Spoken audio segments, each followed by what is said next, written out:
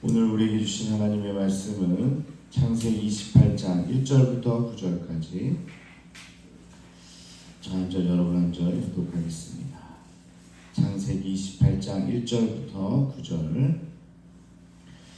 이삭이 야곱을 불러 그에게 축복하고 또 당부하여 이르되 너는 가나안 사람의 딸들 중에서 아내를 맞이하지 말고 일어나 가나안으로 가서 내 외조 그들에게 집에 이르러 거기서 내 선수는 남의 딸 중에서 아내를 맞이하라.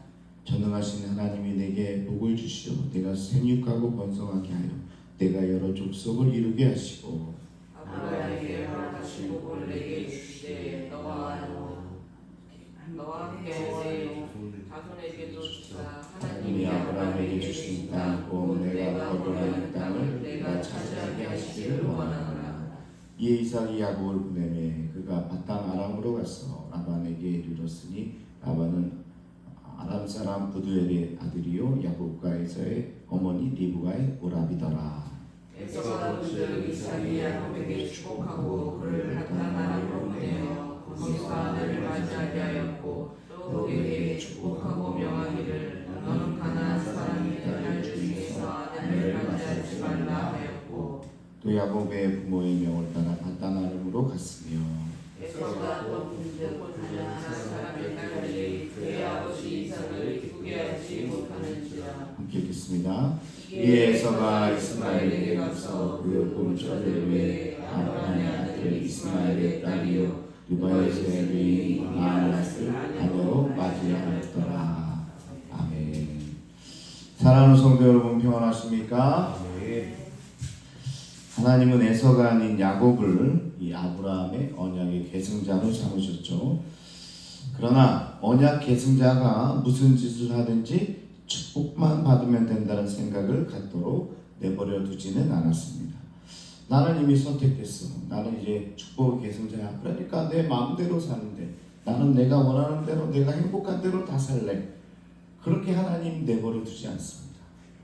축복의 사람으로 오히려 만들어 주시는 거죠.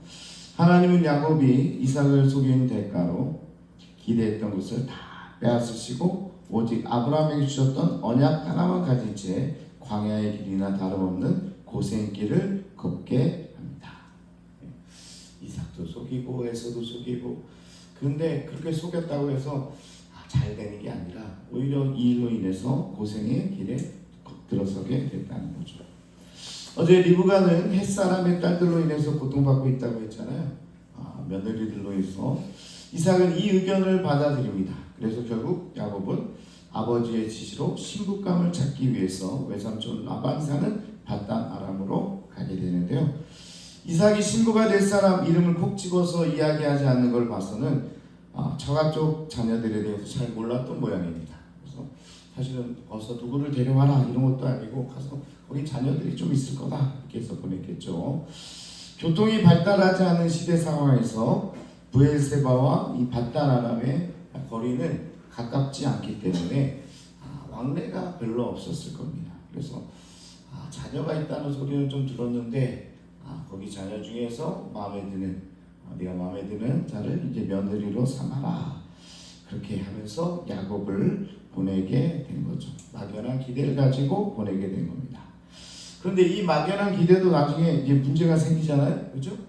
여러분 잘 아시다시피 야곱은 라헬을 원했는데 결국 레아와 먼저 결혼하게 되는 거죠. 여러 가지 문제가 지금 도사리고 있습니다. 어쨌든 야곱은 결혼이란 명분 아래에 떠나게 됩니다. 갑자기 이런 생각이 드네요. 에서가 결혼할 때는 왜 이렇게 하지 않았을까? 지금 야곱은 이제 고향으로 가서 배우자를 이제 구하게 되는데 에서도 좀 그렇게 하지. 왜 그냥 가나안 여인들과 결혼해서 햇사람과 결혼해서 지금 이제 시어머니도 굉장히 힘든 거죠. 며느리 때문에. 왜 그렇게 안 했을까? 이삭이 집안 사람 가운데 신부를 찾아야 한다고 말했음에도 불구하고 에서가 멋대로 결혼했을 가능성도 있지만 처음부터 에서 마음대로 하도록 내버려뒀을 가능성이 큽니다. 무슨 말이에요? 고향에 가서 배우자를 구해와. 이렇게 하지 않았을 가능성이 크다는 거죠. 에서가 그러니까 자기 마음대로 결혼을 하게 되는 거죠. 우리도 그렇잖아요. 자녀가 신앙인과 결혼하길 바라고 그렇게 이야기해도 막상 배우자감이라고 자녀가 데려왔는데 믿지 않는 사람이라면 어떡합니까?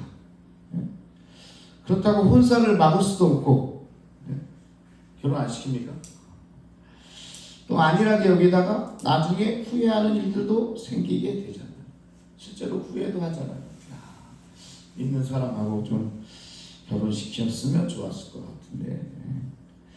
그러니까요, 이때부터 아이들에게 교육을 미리미리 해야 됩니다.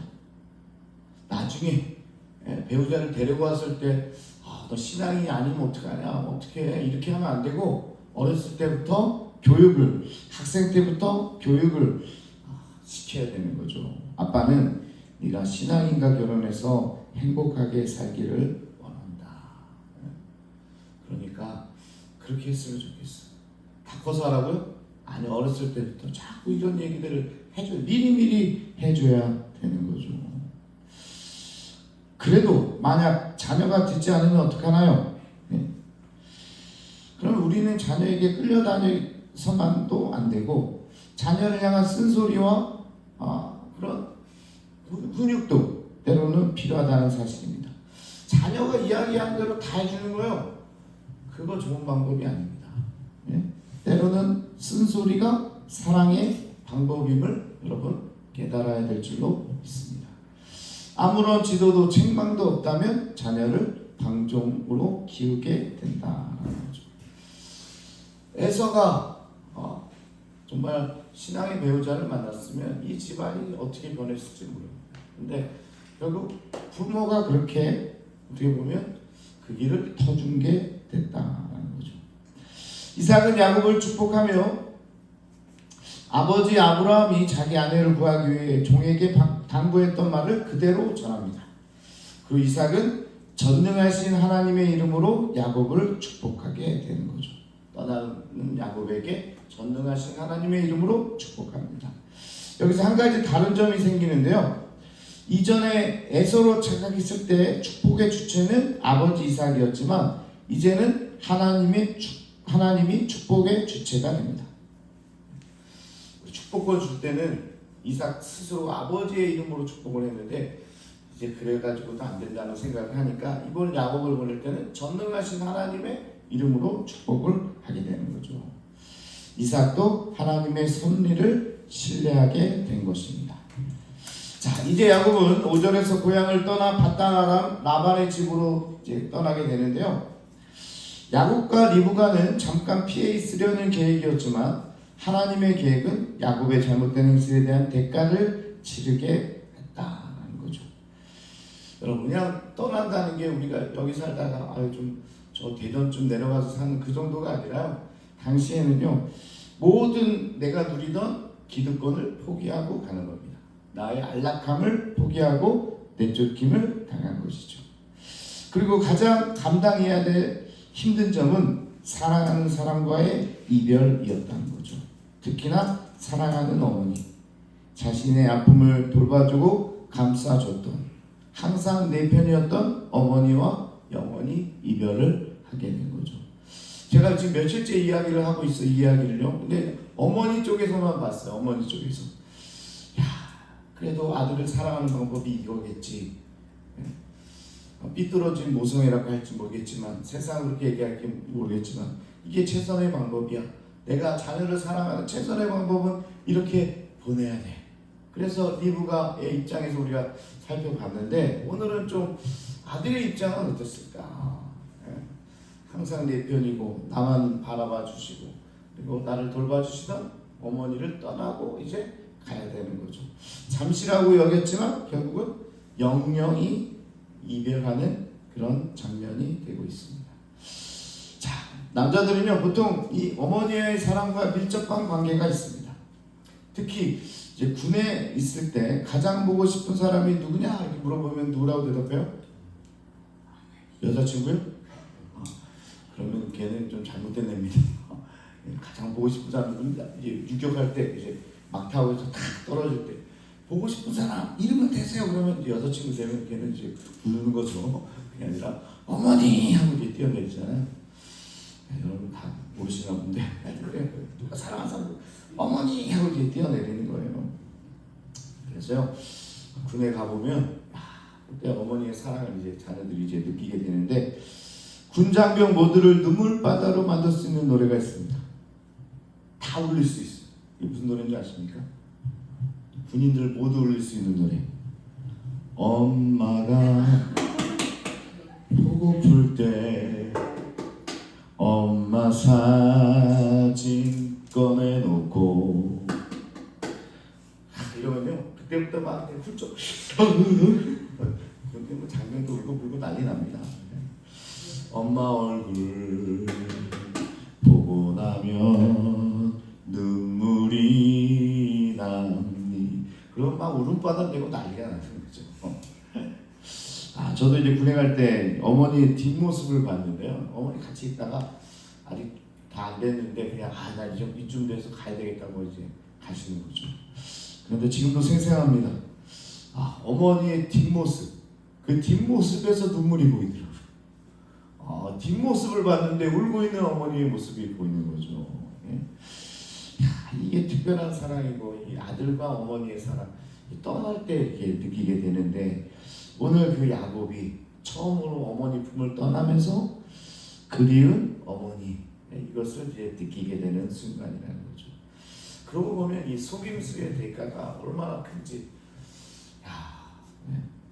한 번의 선택이 그토록 사랑했던 엄마를 다시 보지 못하게 만듭니다. 야곱은 팥죽을 끓이면서 또 이삭의 축복을 가로채면서 이런 일이 벌어질 것이라고는 상상도 못했을 겁니다. 이 야곱의 속임수는 이런 이별의 아픔을 몰고 갑니다. 축복권이 내게 줬다고 해서 다 잘 되는 게 아니에요. 대가를 치러야 됩니다. 방법이 잘못되면요 축복은 하나님의 섭리가 돼 있으니까 받게 되겠지만 어떻게 돼요? 이 처절한 대가를 치러야만 얻게 되는 게 축복이 된 거죠. 자, 그런데 여기서 끝나는 게 아니라 새로운 땅 미지의 땅에 홀로 나가야 됐다. 가고 싶어 간 것도 아니고 거기에 무엇이나 기다릴까 두려움에 사로잡힌 채 야곱이 떠나가는 겁니다. 엄마라도 옆에 있으면 힘이 들 텐데 엄마도 안 계시고 그렇게 이제 처음으로 떠나가게 되는 거죠. 한편 에서는 이삭이 야곱을 축복하고 떠나보내는 모습을 유심히 지켜봅니다. 야곱이요 이제 배우자를 구하러 가는데 성경에 딱 나와요. 에서가 나옵니다. 에서가 나와서 본즈 또 본즈 이렇게 하면서 에서가 유심히 살펴봐요. 그리고 한 가지를 깨닫게 됩니다. 에서가 뒤늦게 한 가지 깨닫게 돼요. 8절에 자신이 햇사람의 딸들과 결혼함으로써 부모가 괴로워했음을 깨닫게 됩니다. 이제 알게 되는 거예요. 내가 결혼을 잘못해서 우리 부모를 지금 힘들게 하고 있구나. 철이 들었는지 에서가 그런 생각을 하게 되는 거죠. 어머니뿐만 아니라 아버지 이삭에게도 잘못한 겁니다.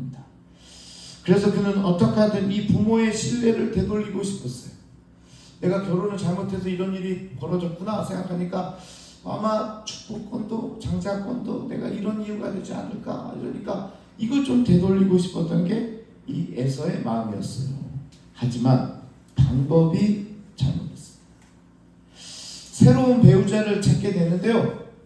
이번엔 이스마엘의 딸 마할랏이었습니다. 야곱이 외가 쪽 친척을 아내로 맞이하니까 이것에 맞서기 위해서 친가 쪽 사촌을 동생을 배우자로 택한 셈입니다. 여러분 어떠세요? 어떻게 괜찮은 아이디어 같아요? 저 야곱이 보니까 가서 엄마 쪽에서 이제 배우자를 찾아오니까 나는 그럼 어떻게 보면 아버지 쪽에서 배우자를 좀 찾아봐야 되겠다. 그래서 좀 신뢰를 회복해야 되겠다. 그래서 누구를 찾은 거예요? 이 이스마엘 쪽에서 이 배우자를 찾은 겁니다. 자, 근데 우리는 여러분들이 벌써 고개를 절레절레 흔드시는데 창세기에 구체적으로 기록되어 있지는 않아도 이삭의 여러 행적을 살펴보면 이스마엘과 가깝게 지내면서 마음으로도 상당히 의지했던 것 같습니다. 왜죠? 지난번에 이 아브라함의 장래에 어떻게 해요? 이스마엘과 함께 치르게 되잖아요. 그리고 아마 여러 면을 같이 이렇게 좀 이게 소통이 됐던 것 같아요. 그러니까 딱 에서가 생각해 보니까 저 아버지가 좀 이렇게 잘 지내고 그러니까 그럼 거기서 이제 배우자를 구하면 우리 부모님이 이제 기뻐하시겠지. 나에 대한 신뢰를 좀 회복해 주시겠지. 이런 생각으로 이 일을 벌인 거죠. 그런데요, 이것 또한 부모의 생각을 제대로 이해하지 못해서 벌어진 총극이었습니다. 내가 이 정도 했으면 부모님도 인정해 주겠지. 에서는 아버지의 마음에 들려고 노력은 가상하나 이 역시 바른 선택이 아니었습니다. 자기 생각이 아무리 옳다고 판단되어도 하나님의 말씀과 상관없으면 절대로 바른 길이 될 수 없는 법이거든요. 자, 뭐예요? 하나님의 사람하고 결혼하는 게 이거지. 내가 어머니 쪽, 아버지 쪽 이게 중요해? 근데 이 에서가 잘못 판단한 거예요. 왜 야곱은 이 부두엘이라는 신앙의 가족 가운데 있는 그리고 라반의 그런 가정에서 이제 배우자를 데리고 이게 중요한 거잖아요.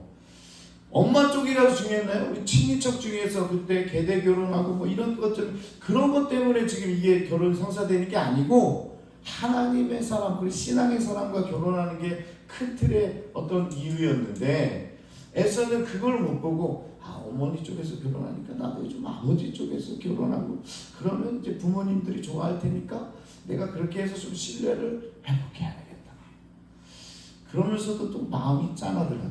에서로 생각해보니까 노력하잖아요. 그래도 아버지 어머니의 마음에 들려고 막 노력하는데 첫째가 이렇게 노력하는데 방법이 산으로 가고 있으니까 정말 보면서 좀 불쌍하다는 생각도 좀 듭니다. 그래도 마음에 들려고 하는 건데 그 방법이 어머니 아버지의 마음을 모르니까 산으로 가고 있는 거죠.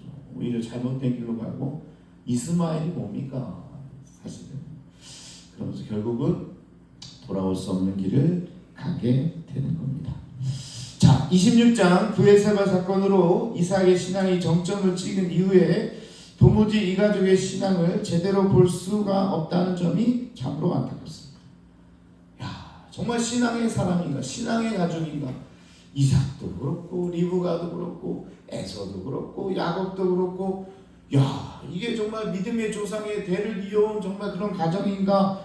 정말 의아할 정도로 장자의 축복을 둘러싼 대립을 보면서 축복 기도는 하고 있지만 그게 하나님을 바탕으로 둔 것이 아니라 하나님의 뜻과 하나님의 의지를 두고 하는 행동이 아니라 자기의 뜻과 자기의 의지대로 했고 처음부터 끝까지 자기 입장과 욕망을 위해서만 행동했다는 겁니다. 그러면서 교회 오래 다녔으면서도 전혀 성장하지 못하는 우리의 모습을 보는 것 같기도 합니다. 신앙 대대로 내려왔다고 하는데 교회는 오래 다녔다고 하는데 여전히 이삭처럼 어둔하고 리브가처럼 계산적이고 에서처럼 바보 같고 야곱처럼 약삭 빠르고 우리의 신앙도 여전히 그런 모습을 띠고 있지는 않는가. 전혀 성장하지 못하는 모습을 보는 것 같습니다. 그래서 하나님은요 어떻게 하세요? 야곱을 밑바닥부터 다시 시작하게 합니다. 하나님의 섭리는 있기 때문에 계획이 있기 때문에 야곱을 다시 야곱되게 하기 위해서는 어떻게부터 해야 돼요? 밑바닥부터 굴리는 거예요. 그러니까 여러분들도 성장 안 하면 어떻게 해요? 하나님이요? 밑바닥부터 굴려요. 이미 여기까지 왔는데 다시 돌아가 처음부터 돌아가서 거기서부터 굴러서 시작하는 거예요. 그런 인생을 시작해야 되는 겁니다. 그래서 하나님께서 이제 다음 주부터는 야곱이 밑바닥부터 구르는 모습을 보게 될 겁니다. 그래서 그를 다시 가르치시고 이 약탈자에서 정말 신앙인의 모습으로 바꿔가는 하나님의 훈육이 들어갑니다. 그래서 우리도 보면서 우리도 신앙의 가정에서 자랐어요. 지금 여기까지 왔는데 성장하지 않으면 야곱의 길을 다시 가게 될 겁니다. 그렇게 가고 싶으신 분들은 그렇게 가면 됩니다. 그런데 그 길이 얼마나 험한 길인지 우리가 다음 주부터 살펴볼 거고요. 자, 함께 기도하기를 원합니다. 오늘 여러 가지 이야기들을 했는데 에서도 마음이 짠해요. 잘해보려고 하는 거예요. 진짜 잘해보려고 부모의 마음에 들려고 그렇게 노력을 했는데 제대로 신앙이 없으니까 자꾸 딴 길로 가고 세상적인 방법을 자꾸 쓰니까 결국은 에서와 에돔의 조상이 되고 결국은 그런 길로 가게 되잖아요. 야곱도 마찬가지고요. 우리도 그런 모습을 보고 있지는 않습니까? 우리가 신앙의 성숙을 이루고 하나님의 뜻을 이루고 하나님의 계획을 따라 살아가는 자가 되게 해주십시오. 여전히 세상의 야곱이면서 에서의 모습으로 살아가려고 하는, 우리 어제 이야기했지만 그렇게 계속 살아가고 있지는 않습니까? 자, 우리 시간 우리 주여 한번 부르시고 통성으로 함께 기도하도록 하겠습니다. 주여